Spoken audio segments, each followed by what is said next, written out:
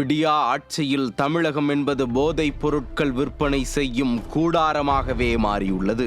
அதிலும் சென்னை போதைப் பொருள் விற்பனையின் தலைநகரமாகவே உள்ளது. மாநிலம் முழுவதும் நாள்தோறும் டன் கணக்கில் போதைப் பொருட்கள் பிடிபடும் நிலையில் போதைப் பொருட்களை முழுமையாக தடை செய்ய முடியாமல் தடுமாறி நிற்கிறது விடியா அரசு.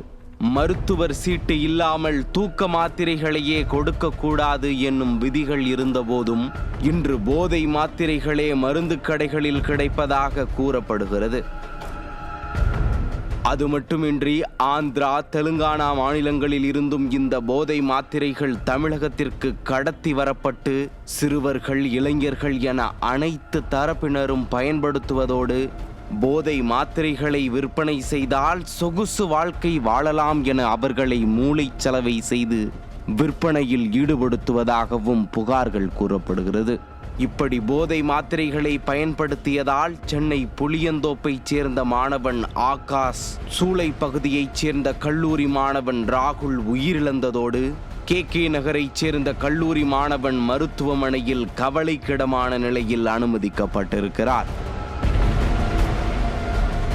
இது மட்டுமின்றி போதை மாத்திரை விற்பனை செய்ததாக கல்லூரி மாணவர்கள் 3 கைது செய்திருக்கிறார்கள். விருகம்பாக்கம் சட்டமன்ற தொகுதிக்கு உட்பட்ட MGR நகரில் போதை கும்பலால் +2 மாணவர் அஜய் படுகொலை செய்யப்பட்டு 2 நாட்கள் கழித்து சடலமாக மீட்கப்பட்டிருக்கிறார்.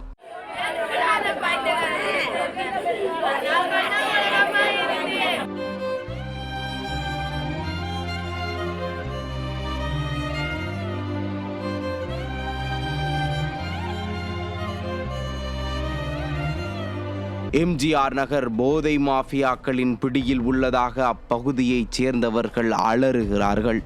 ஆனால் இது நிறைய போதை பழக்கத்தினால தான் இந்த பிரச்சனைலாம் நடக்குதுன்னு கேள்விப்படுறோம். ஆனால் இங்கே இந்த ஏரியா பொறுத்த வரைக்கும் நிறைய இந்த போதைகள், இன்ஜெக்ஷன், கஞ்சா அந்த மாதிரிலாம் நிறைய நடமாட்டம் இருக்குதுன்னு கேள்விப்படுறோம். ஆனால் வருங்கால பிள்ளைங்கள்லாம் இதை நல்லா திருத்தி நல்லா வாழணும். இதுக்கு இனிமேட்டு எந்த பிள்ளைங்களுக்கும் இந்த பிரச்சனை இல்லாமல் இருக்கணும். இந்த போதை பொருள் நடமாட்டம் இந்த தெருவில் நிறையா இருக்கிறதா சொல்கிறாங்க. ஆனால் இப்போ எங்கள் பிள்ளைக்கு அடிபட்டதுக்கு அப்புறம் தான் எங்களுக்கு தெரியுது இதோடைய விஷயம் என்னன்னு கேட்குறது. எங்கள் பிள்ளைக்கு வந்த நிலைமை வேறு எந்த குழந்தைங்களுக்குமே வரக்கூடாது. யார் வீட்லேயும் இந்த மாதிரி இழப்பு ஏற்படக்கூடாது. போதை பொருள், ஒயின் ஷாப்பு, குடிகாரங்க எல்லா பிரச்சனையும் தான் இருக்குது. ஒரு பிரச்சனைன்னு சொல்ல முடியாது, எல்லா பிரச்சனையும் தான் இருக்குது. இதை கட்டுப்படுத்துறது யார்? MGR நகரில் போதை கும்பல் உலாவுவது குறித்து போலீசாருக்கு தகவல் அளித்தும் அவர்கள் அலட்சியம் காட்டுவதாகவும், வெறுமனே போலீசார் கஞ்சா வேட்டை வெர்ஷனை அதிகரித்து ஒரு பிரயோஜனமும் இல்லை என்றும் ஆதங்கம் தெரிவிக்கின்றனர். போலீஸ் கிட்ட ஒரு கம்ப்ளைண்ட் கொடுக்குறோம், அதாவது 100 கால்ஸ் அடிக்கிறோம், அந்த மாதிரி பசங்க நிற்கிறாங்க வைக்கிறாங்க அப்படின்னாக்கா அலட்சியம் காட்டுறாங்க.